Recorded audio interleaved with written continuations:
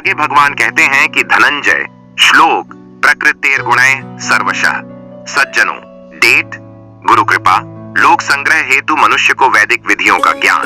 अर्थ, हे धनंजय, माया के गुणों से मोहित होने पर अज्ञानी पुरुष भौतिक कर्मों में संलग्न रहते हैं और उनमें आसक्त हो जाते हैं। यदि उनके ये कर्म उनकी अज्ञानता के कारण उत्पन्न होते हैं।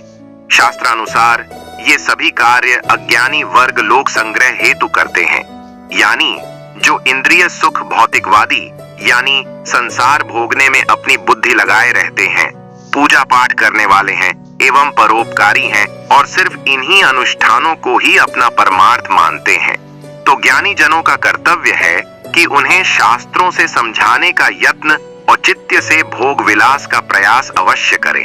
अगर वे अज्ञानी जन इंद्रियासक्ति तत्व को समझने का प्रयास न करें तो तत्वज्ञ पुरुष उन्हें भौतिक तत्व समझाने का प्रयास करें। प्रभु इच्छा समझकर उन्हें उनके हाल पर छोड़ दें। 5. श्री कृष्ण भगवान गीता में कहते हैं, हे धनंजय श्लोक ये मे मतमिदं नित्यमनुतिष्ठन्ति मानवाः श्रद्धावंतो न सूयन्तो मुच्यन्ते ते अपि कर्मभिः। अर्थ, जो व्यक्ति मेरे आदेशों के अनुसार अपना कर्तव्य करते रहते हैं और ईर्ष्या रहित होकर इस उपदेश का श्रद्धा पूर्वक पालन करते हैं, वे सकाम कर्मों को करते हुए भी सकाम कर्मों के बंधन में नहीं पड़ते। तात्पर्य, श्री भगवान कृष्ण का उपदेश समस्त वैदिक ज्ञान का सार है, अतः किसी उपाधि के बिना यह शाश्वत सत्य है। मनुष्य को चाहिए कि भगवान के आदेशों पर दृढ़ विश्वास रखें। ऐसे अनेक दार्शनिक हैं जो श्रीमद् भगवद गीता पर टीका तो करते हैं किंतु भगवान श्री कृष्ण में श्रद्धा नहीं रखते। वे कभी भी सकाम कर्मों के बंधन से मुक्त नहीं हो सकते, किंतु एक आत्म समर्पित पुरुष भगवान के इन आदेशों में दृढ़ विश्वास करके कर्म नियम के बंधन से मुक्त हो जाता है।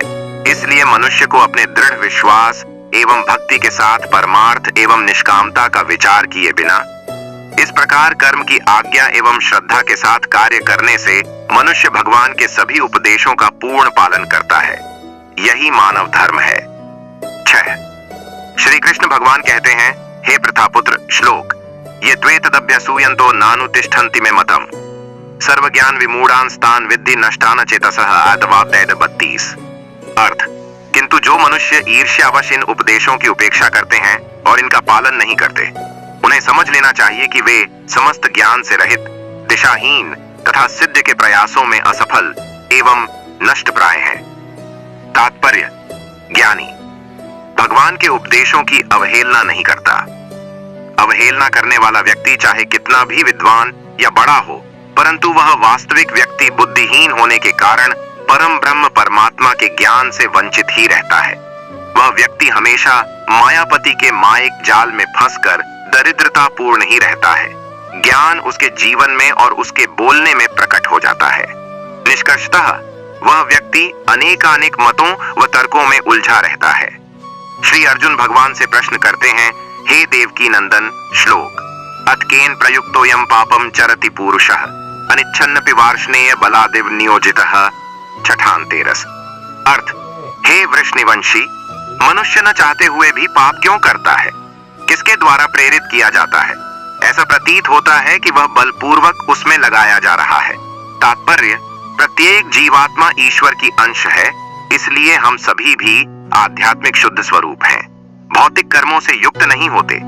किंतु जब ये जीवात्मा मायिक जाल के संसर्ग में आती है तो वह मायिक बन जाती है।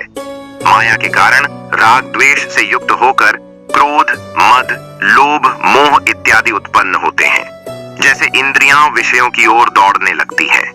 माया अत्यंत ही प्रबल होती है। ये आत्मा अपनी चंचलता के द्वारा चंचल मन को कर्मों में उसे अपने वश में करके भौतिक घर्षण उत्पन्न करने के लिए बाध्य कर देती है। किंतु ये सब परमात्मा की इच्छा के विरुद्ध ही होते हैं।